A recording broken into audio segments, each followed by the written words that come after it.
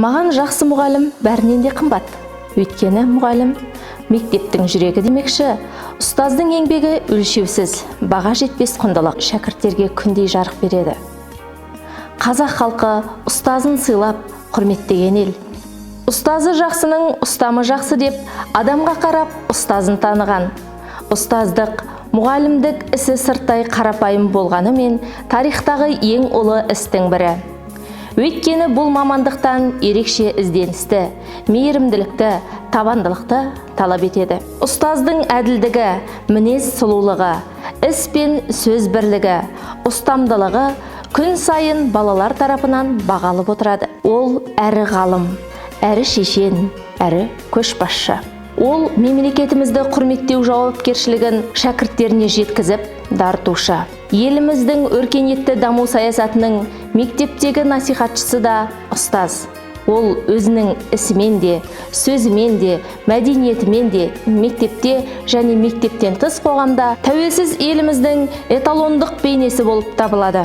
Бүгін біз осындай абзал мамандықтың иесі, өз ісінің қыры мен сырын меңгерген ұлағатты ұстазымыз жайлы сөз қозғауды жөн санадық. Ендеше бүгінгі айдарымыз Алматы облысы Іле ауданы Боралдай кентіндегі номер 40 орта мектептің қазақ тілі мен әдебиеті пәнінің мұғалімі, педагог зерттеуші, үздік ұстаз, үздік қазақ тілі мен әдебиеті пәнінің мұғалімі 2020 және үздік жыл мұғалімі 2020 байқауының жеңімпазы Әуренбаева Торғын Төлеген қызы жайлы болмақ. Мен Алматы облысы Балқаш ауданы Бақтарған Қазақстанның бір туар азаматы Қонаев атамыздың туған жерінде дүниеге келген ұрпақтың бірі боламын.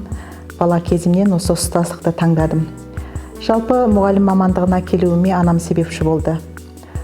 Анам сонау 50-ші жылдар кезінде әкем екеуі қарапайым отбасында бізді дүниеге келген, көп балалы отбасында дүниеге келдім. Жалпы біздің отбасымызда 6 бала бар. Ұстаздықты таңдаған отбасында 3 баламыз. Әпкем, ағам және мен. Анам марқұм үнемі әкемді еске алып отыратын. Әкем 44 жасында қайтыс болған екен. Өте сауатты, қазақша, орысша екі тілде еркін меңгерген, шешен тілді, ел алдында беделді кісі болған екен. Сонау 50-ші жылдардың басында әкем әскер қатарын алып, Ресей жерінде жүрген кезде, сол әскери бөлімде қызмет азаматтық борышын атқарып жүрген кезде, әскери бөлімнің басшысы осы әскердегі сауатты, орысша жақсы жазатын адамын іздеген екен. Сол уақытта бірнеше орыс азаматтың арасынан әкем қол көтеріп, мен жазамын деп, сол бөлімдегі барлық іс құжатты орыс тілінде жазып, көзге түскен екен. Анам осы естелікті үнемі айтып отырады. Сол әкемнің бойындағы сауаттылық, білімге деген құштарлық, тіл марлығы, шешендігі біздің бойымызға дарыса керек. Сол қасиетті алып, отбасындағы біз әкеміздің жолын қуып, ұстаздық қызметте жұмыс жасап келеміз. Отбасында 3 бала мұғалімдікті таңдадық. Менің алдымда әкем бар, ол кісі қазір дүниеден өтіп кетті. Мен сияқты қазақ тілі мен әдебиеті пәнінің мұғалімі, Алматы қаласындағы Медеу ауданының үздік ұстазы, Ыбырай Алтынсарин орденінің иегері. Мұғалім болу мамандық болса, ұстаздық болу адам бойындағы үлкен қасиет. Бүгінгі дәуірде жаңартылған білім беру ұстаздардың алдына үлкен талап қойып отыр.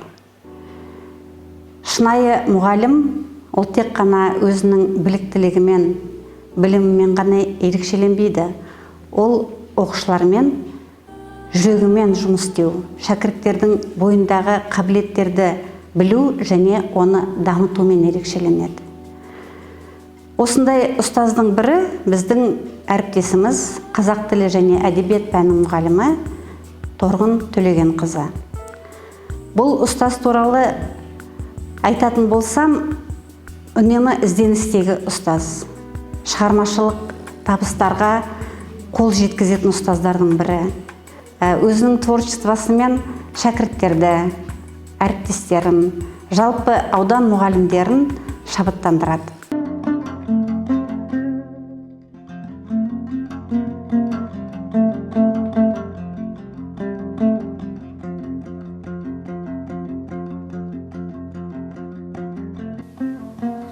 мен нарында жүргенде еңіреген ер едім. Исатайдың барында 2 тарлан бөредім. Қай қазақтан кемедім, бір қазақпен тең едім. Өздеріңдей хандардың атандай даусын ақыртып, лауазымын көкке шақыртып, сұлтанын суға сұлатып, қаншасын қақпа алдында жылатып, ернін еттей тесісіп, кеңірдегін кесісіп, жыраға басын түсіріп, жылғадан қанын азып, басын кессем деп едім. Таудамын артып ұшқан тарланым, саған сұнсам қолым жетер ме? Арызым айтсам өтер ме? Арыстаным көп болдау, саған да менің арманым. Кер миығым, кербезім, керіс көтей шандозым. Құландай ащы дауыстым, құлжадай бар мүйіздім. Қырмызыдай ажарлым, хиуадай базарлым. Теңіздей терең ақылдым, тебіренбес ауыр мінездім. Садағыңа сары жебені салдырған, садағының кірісін сары алтынға малдырған. Атадан туған аруақтер, жауды көрсе жапырар, үдей соққан дауылдай. Жамандарға қарасаң малын көрер жанындай. Айтып-айтпай немене, халық қозғалса тұра алмайды хан тағындай. Енді әркімнің өзінің жұмыс істейтін орны екінші үй десе де болады. Осы мектепте біраз жылдан бері еңбек етіп келеміз. Осы мектепте дәріс алып жатқан балалардың менің пәніме деген қызығушылығы, сахна мәдениетіне, өнерге, әдебиетке деген құлшыныстары мені басқаша, жаңаша қырымнан жұмыс жасауға алып кел десе де болады. Осы мектепті ашқан Ақсарай театрының оқушылары бүгінде бірталай жетістіктерге жетіп жатыр. Аудан көлемінде, облыс, республикалық деңгейдегі жарыстарға шығып жатыр. Осы жерде мен ерекше айта кететін жайт, менің оқушыларымның бойындағы ғылымға, әдебиеттегі, тілдегі жаңаша бір жаңалықтарға ден қоюы мені де солармен бірге ізденіспен жұмыс жасауыма серпіліс берді. Бүгінде оқушыларым, атап кететін болсам, Ақсарай театрының мүшелері республикалық деңгейдегі Махамбет оқулары байқауынан 3-ші орын алды.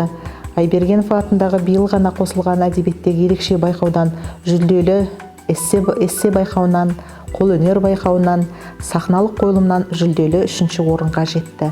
Пәндік олимпиадалар, ғылыми жобалар және басқа да конкурстарда оқушыларын дайындап, аудандық, облыстық, республикалық дәрежеде орындарға ие болады. Торғын Төлеген қызына толағай табыс тілеймін. Алатын асулары әлі көп болады деп сенемін. Торғын Төлеген қызы маған қазақ тілі, қазақ әдебиеті сабағынан сабақ береді. Қазақ тілі, қазақ әдебиеті сабағын жетік біледі. Өте білекті ұстаз. Ол білімін, білгенін өз оқушыларына үйретеді. Торғын Төлеген қызының арқасында мен түрлі жарыстарға дайындалып, жүлделі орындар алып келдім. Біз Махамбет конкурсынан республика бойынша 3-ші орын алдық. Төлеген Айбергеновтың конкурсынан да 3-ші орын алдық. Торғын Төлеген қыз нағыз жыл үздік мұғалімі болуға лайық ұстаз. Торғын апайдың оқушыларының бірімін. Ол кісі басқа апайларға қарағанда өзіме ерекше қатты ұнайды. Себебі ол кісі сабақты оқушыларға бар мейіріммен түсіндіреді. Оқушыларды алға қарай тартады. Сабақта өзінің мейірімділігімен, сабырлығымен, қайтпас қайсар мінезімен көзге түскен өте керемет ерекше жан. Торғын апайды ұстаз ретінде өте ерекше құрметтеймін. Ол кісіге алғысым шексіз. Біздің мектебіміз ашылған кезде, осы мектебімізбен қоса Торғын Төлеген қызы Ақсарай деген театрда ашқан болатын. Сол жылдардан бері Ақсарай театрында Торғын Төлеген қызымен үлкен көріністерді, спектакльдерді дайындап қойып келеміз. Ол кісімен өткен әр минут, әр секундымыз бізге өте қатты ұнайды, себебі ол кісі әр нәрсені керемет түсіндірген кезде біз соның ішіне кіріп кеткендей боламыз. Және де ол кісі өте еңбек қорлығымен мені таңғалдырды. Осындай өте керемет қасиеттермен, адамды өзіне тартып тұратын қасиеттермен Торғын Төлеген қызы менің ең бірінші үлгі тұтатын ұстазым десем болады. Ұстаздықта диқаншы сияқты бізде білімнің нәрін баланың бойына дән сияқты себетін мамандық иесіміз. Бүгінде оқушыларымның, жас ұрпақтың бойына адами қасиеттерді, ұлттық құндылықтарымызды сіңіруге жұмыс жасағанды қалаймын. Енді қазіргі таңда оқушыларымның мынау мектепте ашылған Ақсарай театрындағы мүшелерінің үлкен жетістіктерге жетіп жатқаны мені қуантады. Ақ жұмыртқа, сарғоз, әлпештеп қолда өсірген. Туған ұлдан не пайда? Қолынан найза алмаса, атаның жолын қумаса, Алаштың балына не пайда? Қонан басқа ел таппай, қонарына жер таппай, маңқиған сары даладан екіндіден құлаған. Тарып келген ерлерге қайыры оның болмаса, алтын тақты хандардың хандығынан не пайда? Қарыппенен қасірге туралғысы болмаса.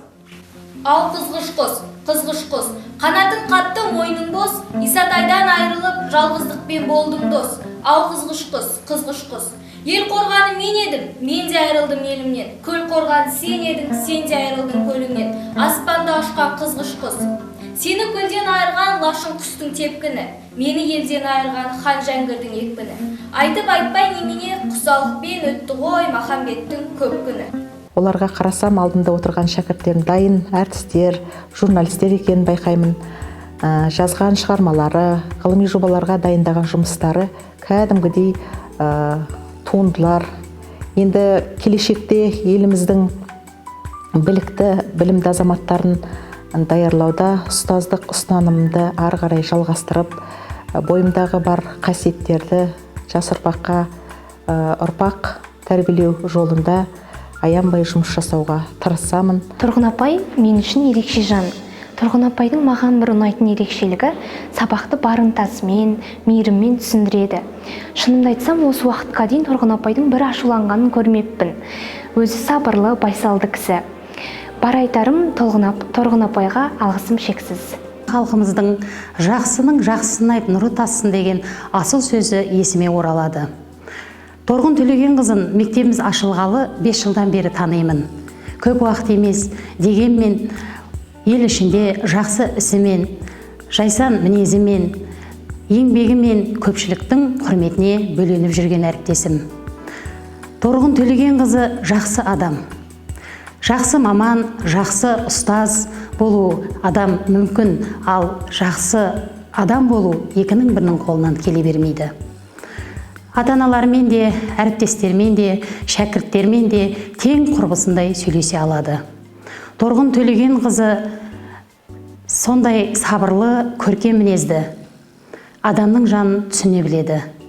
Жанымда жүрген жақсы адам Торғын Төлегенқызымен мақтанамын. Ол біздің мақтанышымыз, ауыз толтырып айтарлықтай жетістіктері де жетерлік. Торғын Төлегенқызы жанашыр, қамқор адам. Кез келген адамға қай жағынан болмасын, өзінің білімі мен білгенін аямайтын, ойы идеяға толы шебер ұстаз десек те артық айтқандық емес. Мектебіміздің аяулы да білікті ұстазы Торғын Төлегенқызының ерекше қасиеттерінің бірі өте талапшыл. Бір істі бастаса, аяғына дейін табандылықпен алып шығады. Кез келген істе өзінің ерекше қолтаңбасымен көзге түседі. Өзіндік сөз саптауы бар. Республикалық көлемде, халықаралық деңгейде оқушыларды дайындап, нәтижелі жұмыстар атқарып келеді. Болмасаң да ұқсап бақ, бір ғалымды көрсеңіз деп, Абай атамыз айтқандай, мен де Торғын Төлегенқызынан үлгі алып келе жатқан жас маманның бірімін.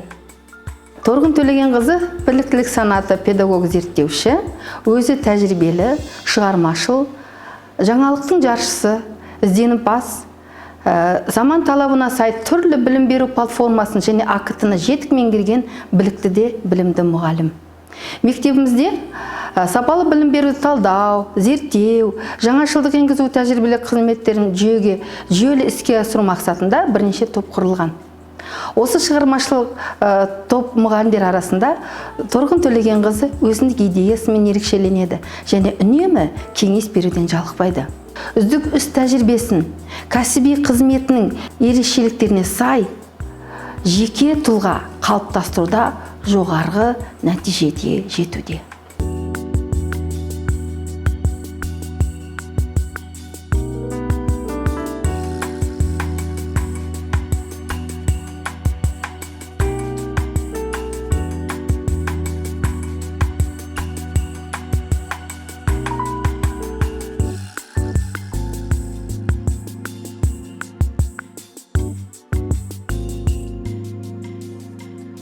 Асыл қасиеттердің келешек ұрпағымыздың бойында болуы үшін барша ұстаздар қауымы аянбай еңбек етсек, еліміздің келешегі зор болатынына мен сенімдімін.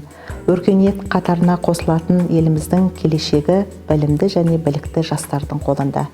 Әрбір ұстаз осы қағиданы өзінің борышы деп қарайтын болса, біздің білімді саналы ұрпағымыздың алар асулары биік болады деген ойдамын.